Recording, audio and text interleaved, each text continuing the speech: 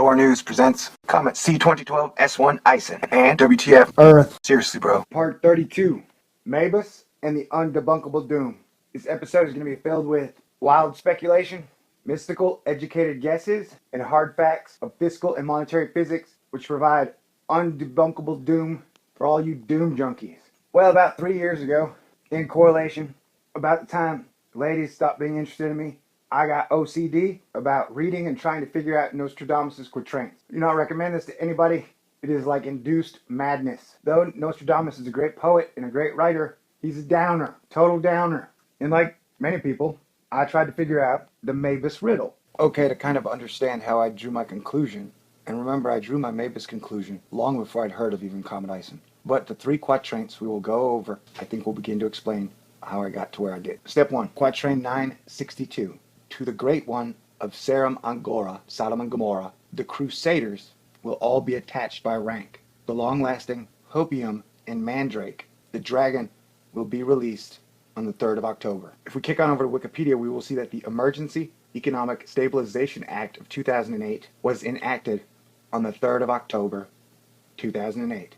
It is commonly referred to as the bailout of the U.S. financial system and the bailout of the banks, where Hank Paulson started off spending $700 billion to purchase distressed assets, especially mortgage-backed securities, and supply cash directly to the banks.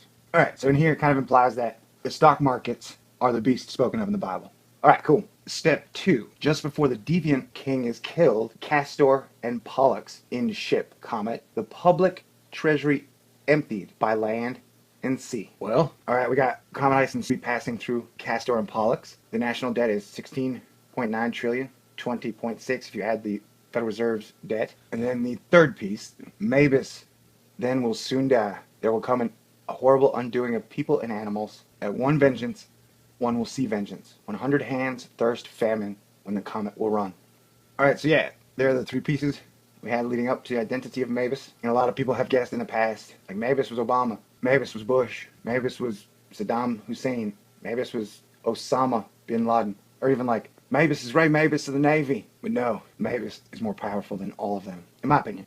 MABUS is usually presented as kind of like a bad guy who will bring down everything into a period of lawlessness. And well, about 2 years ago, I figured out who MABUS was. Now, this is only my guess, and I could be totally wrong, but we shall see. Now, if you take the name MABUS, M-A-B-U-S, take the names Bush and Obama.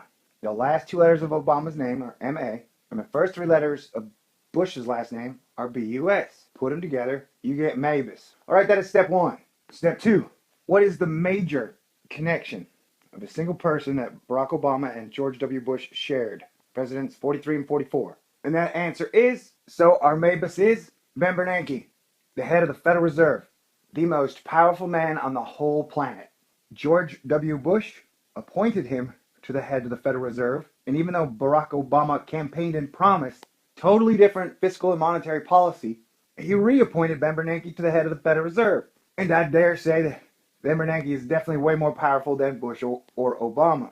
I don't know if you guys follow the economy or economics at all, but in 2009, after George W. Bush, Hank Paulson, Ben Bernanke, Tim Geithner told the world the only way to save Wall Street was to give them a blank check, and that blank check had a name, quantitative easing. So since 2009, we've gone through quantitative easing 1, quantitative easing 2, quantitative easing 3. Then they got tired of numbering stuff, so they came out with quantitative easing forever, which would pump $85 billion into the stock markets through purchasing treasuries and mortgage-backed securities. Remember, mortgage-backed securities are those toxic assets which brought down the entire system pretty much. What it is they took mortgage-backed securities when they take the debt of a house. Like let's say your house costs $100,000. They take that $100,000 debt and they chop it up into 2,000 pieces. And then they take a little piece out of it and they shove it in a mortgage-backed security, so that a mortgage-backed security is filled with like 1 million pieces of the debt of houses. And then they repackage it, and through a supercomputer, they show it to be profitable over like 10 to 20 years span. And guess what? Those things are failing and have been failing like crazy. So to keep it from going under, they're basically having to buy the mortgage-backed securities up so that everything doesn't fail. So yesterday when Ben Bernanke announced, shocking everybody but me, that they would not stop or even taper quantitative easing They could not afford to even lessen pumping $85 billion into the stock markets, even though the stock markets are at all-time highs. I was like, hey, okay, I guess it's time.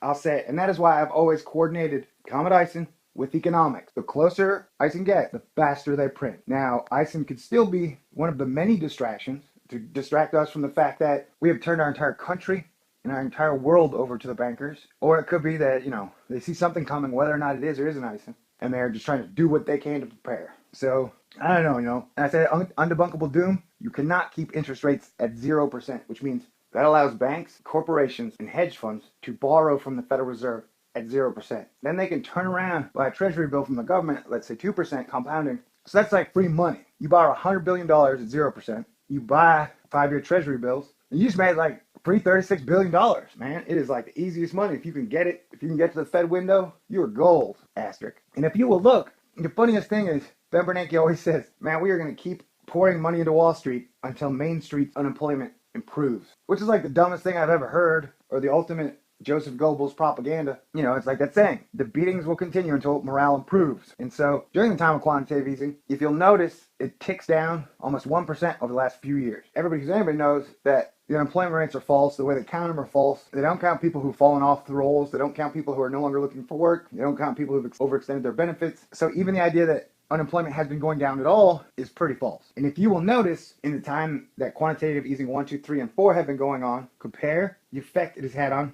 unemployment and compare the effect that has had on the Dow Jones and the S&P stock market. Since quantitative easing, stock markets have been skyrocketing. Unemployment has been trickling down, and wages for the 95% and under have been flatlined since about 1990. So ask yourself, how long can you continue to print an unlimited amount of money? How long can you continue to let bank, hedge funds, and corporations borrow at 0%? How long can the central banking economy continue to exist? Anyway, there it is. I did it. I said it. This one is no fun. I apologize and figured you guys were all old enough now to know the truth. I could be totally wrong about this. About Bernanke being MABUS. I'm not totally wrong about quantitative easing being bad for humans. All right, so if MABUS dies, we know this is Nostradamus' Comet. And I'm going to do funny, silly videos for like the next 10, 20, 30, 40, 50 videos. I've done too many doomy ones in a row. I'm all doomed out. And if I'm doom saturated, I'm never going to get to kiss a pretty young lady again in my life. And I deserve it. I don't want to end up with like some weird pillow toy girlfriend or a robot girlfriend. I want the real thing. Right, God bless everybody. Be cool. And winter is coming. Stand strong. I love you. I want the real thing. This is a Thor News presentation. Thor News presents Comet C2012 S1 ISON and WTF Earth. Seriously, bro. Part 32. MABUS and the undebunkable doom. This episode is going to be filled with wild speculation, mystical educated guesses, and hard facts of fiscal and monetary physics, which provide undebunkable doom for all you doom junkies. Well, about 3 years ago, in correlation, about the time ladies stopped being interested in me, I got OCD about reading and trying to figure out Nostradamus' quatrains. Do not recommend this to anybody. It is like induced madness. Though Nostradamus is a great poet and a great writer, he's a downer, total downer. And like many people, I tried to figure out the MABUS riddle. Okay, to kind of understand how I drew my conclusion, and remember I drew my MABUS conclusion long before I'd heard of even Comet ISON. But the 3 quatrains we will go over, I think will begin to explain how I got to where I did. Step 1, quatrain 962. To the great one of Sarum Angora, Sodom and Gomorrah, the Crusaders will all be attached